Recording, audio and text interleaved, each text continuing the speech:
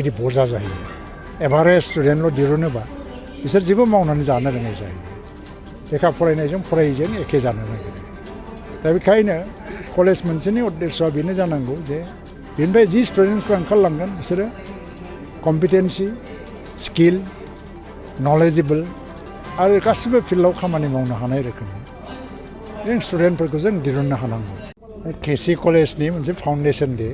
आरो प्राय 12 बोसोर जाबाय केसि कलेजआ 2013 मायथाइयाव गायसननाय जादोंमोन नाथाय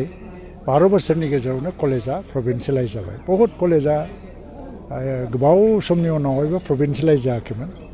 प्रमद बर'नि दैदेननायाव जि काउन्सिल जादों बे काउन्सिलनि सरकारा बावहाय बांसिनानो ट्राइबेल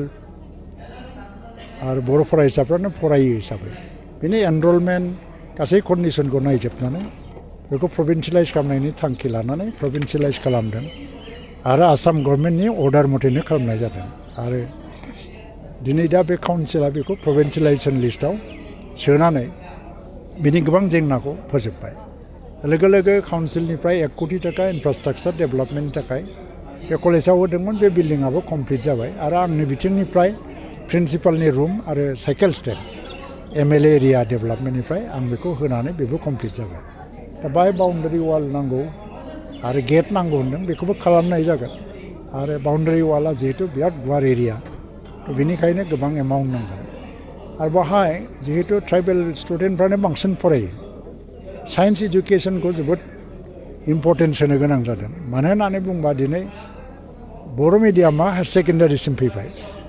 खिन्थु हायार सेकेन्डारियाव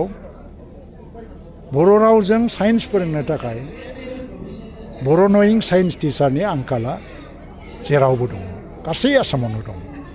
मानो होनना बुङोबा जोंनि बर' मिडियामनि स्टुडेन्टफ्रा साइन्स स्ट्रिमाव एडमिसन लानाया बहुत खम कलेजाव बेफोरखौ मावनो गोनां मोनसे बिबान थाबाय खारन मोनसे कलेजा गायसननायनि उनाव बेनिफ्राय जुदि क्वालिटि गोनां स्किल स्टुडेन्टस क्वालिटि गोनां स्टुडेन्ट आरो साक्सेसफुल स्टुडेन्टसफोर जुदि दिरुननो हायाबा बे मोनसे समाव मोनसे बिराद गिदिर बजा जायो एभारेज स्टुडेन्टल' दिरुनोबा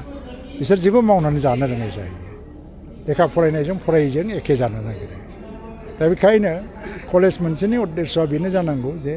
बेनिफ्राय जि स्टुडेन्टसफ्रा ओंखारलांगोन बिसोरो कम्पिटेन्सि स्किल नलेजेबल आरो गासिबो फिल्डआव खामानि मावनो हानाय रोखोमनि जों स्टुडेन्टफोरखौ जों दिरुननो हानांगौ बेखौ थांखि लानानै जों खामानि मावनांगौ आरो बैनि 5% बारा जादों मोजां जादों आं मोजां मोनदों खिन्थु बिनिफ्राय बांसिन जोङो डक्टर इन्जिनियाराथ' 100 जननि गेजेराव सासे सानै ओंखारलांबाय थागोन एसिएसबो ओंखारलांगोन आइएसबो ओंखारनो हागौ मालाबा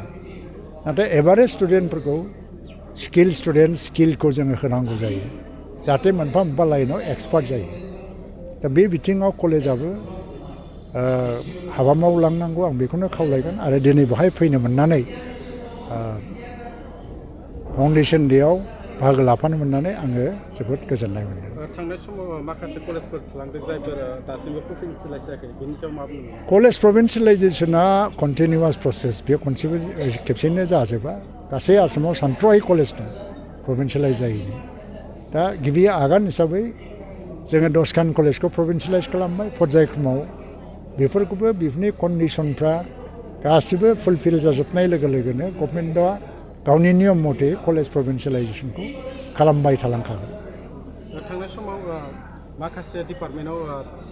फरायसाफोर गैयिनि थाखाय डिपार्टमेन्टनि जि फोरोंगिरिफोरनि साख्रि बे थालांदों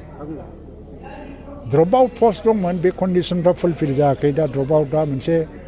प्राय 70 बिटिसि ओनसोलाव ड्रप आउट पस्ट दं सिनियर्स सेकेन्डारिफोरनि बिसोर प्रभिन्सियेलाइज जायाखै बिनि मोनसे इस्यु दङ बेखौ बिटिसिनिफ्रायबो टेकआप खालामगासिनो दं गभर्नमेन्ट अफ आसामजों रायलायलायबाय थादों मोनसे नङा मोनसे पलिसि फैगोन मोनसे फोसावथाय नोंथांमोननि थाखाय मोनसे गोजोनथाव खौरां लानानै फैदों चिरां जिल्लानि सिङाव थानाय काजलगावनि सिफुं हटेलखौ गुवाहाटी नोगोरनि साखाथियाव थानाय सानसारियाव गोदानै मोनसे सिफुं हटेल ब्रान्च खुलिनाया नोंथांमोननि थाखाय गोजोनथाव खौरां लानानै फैदों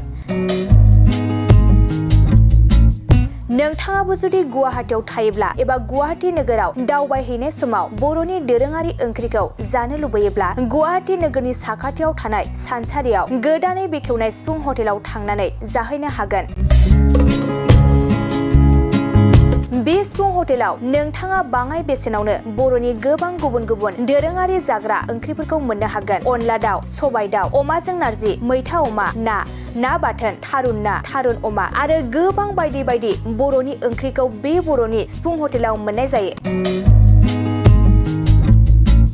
सोरबाफोर जुदि बे सिफुं हटेलाव बर'नि संनाय खावनायखौ जानो थाखाय सिगांग्रो अर्डार हरनोब्ला नैबे 9864747796 9954772037 जामबुं नम्बराव कल खालामनानै बुकिं खालामहरनो हागोन।